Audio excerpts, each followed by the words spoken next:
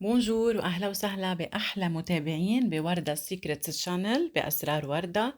اليوم اسرار وردة رح تخبركم كيف عملت هيدي انخاعات بالبيت، اطيب وازكى واشهى بكتير من ما انه نشتريها من برا، واكيد انظف.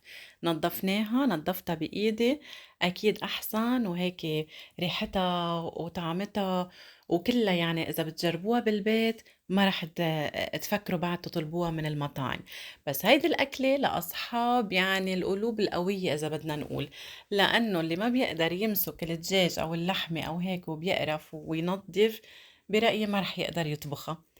أو فينا نستعين بحدا بالبيت يقدر ينظف لنا إياها، أو فينا نجيبهم منظفين خالصين. خلينا نشوف، أنا رح أقلكم كيف بننظفهم.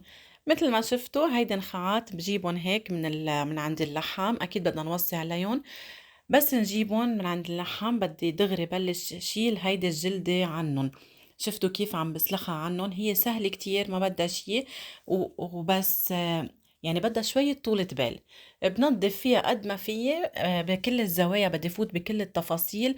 النخاعات يعني هي عبارة عن المخ، فمثل التجاويف اللي فيه بدي جرب قد ما فيي كون منتبهة انه عم شيل هيدي الجلدة عنه.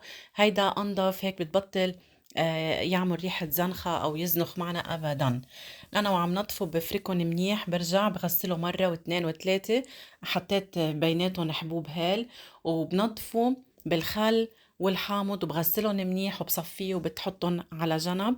وبهالوقت بدي اغلي المي كرمال اسلقهم، واكيد ميتهم رح كبها. بس بكل الاحوال بدي احط المطيبات يلي بنستعملها لسلق اللحمه او سلق الدجاج. المطيبات مثلها هي ذاتها عود قرفة، ورق غار، إكليل الجبل، حبوب بهار حلو، قرنفل، حب هيل، بأي شي من المتوفر عنا، بس ما بحط بقلبها حامض. مثل ما شايفين، من بعد ما نضفت نخاعات منيح وصفيتن منيح، المي أول ما بلشت تسخن حطيتن. رح اتركن تيغلوا شوي مع ملعقة ملح رشات. حاتركن تيغلوا شوي، ما رح غطي الطنجرة كتير كرمال اقدر شيل القشوة بس تطلع عليهم، حتى كمان أمن انه ما بقى طلعت ريحة زنخة او هن زنخوا نهائيا. على فكرة هن ابدا يعني ما بيزنخوا اذا اتبعنا هيدي الطريقة. يعني غسلناهم منيح ونضفنا الجلد عنهم مع شوية حامض بعصر عليهم قبل، برجع كمان بغسلهم وبكب ميتهم مثل ما قلت، وبرجع بحطهم هيك بالطنجرة. بهاي الطريقة أبدا ما بيزنخوا. كنت كتير قبل إنه خاف أعملها بالبيت كرمال هيدا الشي، بس بعدين لما جربتها مرة واثنين وثلاثة لقيتها كتير سهلة وكتير أطيب.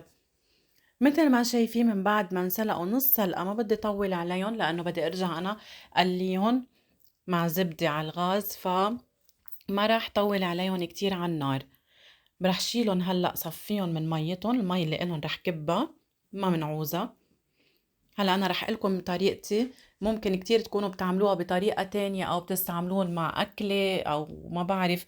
عادة أنا بعملها مقلاية بالصحن بناكلها بالخبزة، أو فينا نعملها ساندويتش مثل ما بنطلبها من المطاعم. هون عنا المطاعم بلبنان بيعملوها ساندويتش بالخبز العربي مع كريمة توم وكبيس، وبرشوا عليها رشة نعناع، كتير طيبة. وأنا رح أعملها هلأ بطريقة تانية، الطريقة البيتية إذا فينا نقول. المهم بنصفي نخاعات منيح، بجرب قد ما فيي ما يكون فيهم ولا شوية مي. وعلى فكرة إذا انسلقوا وما بدي أطبخهم بنفس اليوم، بقدر حطهم بعلبة وخليهم بالبراد، محفوظين بالبراد، بيقعدوا عندي يوم واثنين وبقدر استعملهم. وإذا بدي حطهم بالفريزر يفضل إني نظفهم وغسلهم وحط بالفريزر كمان. إذا بدي أقسمهم يعني طبخة طبخة، بحط بالفريزر، برجع بس شيلهم بسلق وبرجع بنشفهم على الغاز وبطبخن أو بالطريقة اللي بدي إياها. هلا من بعد ما سلقتن رح حطن بهيدي الصينية أو بطواية صغيرة. رح كسرن هيك شوي أو قصقصن. هن كتير طرايا، ما بدي كتير صغرن. إذا صغرتن كتير حيصيروا يعني إذا بلج عليهم شوي بالملعقة ممكن يصيروا مثل الكريم. فكرمال هيك، بس هيك بدي شقفهم شوي صغيرة بالسكينة كرمال صغرن.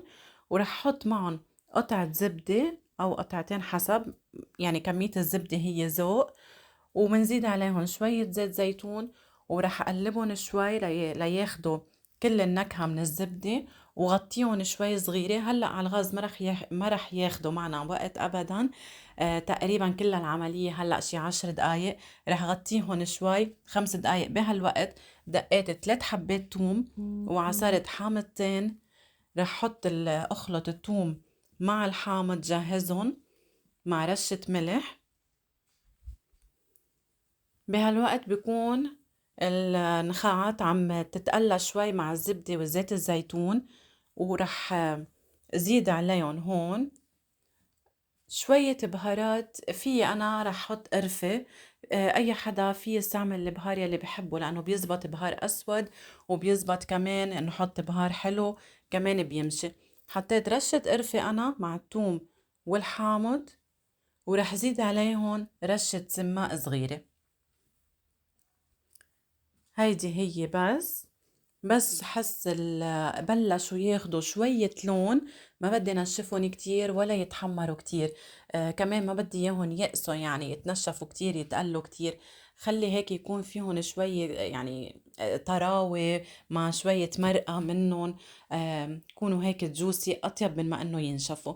هلأ تقريبا مثل ما قلت تركتهم شي 5 دقايق 6 دقايق. من بعدها رح زيد عليهم الثوم والحامض يلي عملتهم. إذا أنا لقيت شوية توم كتار لا زدتهم شوي، عملتهم 4 حبات. هن كان بكفي 3 حبات، فكرمال هيك تركت شوي بالكاسة عندي.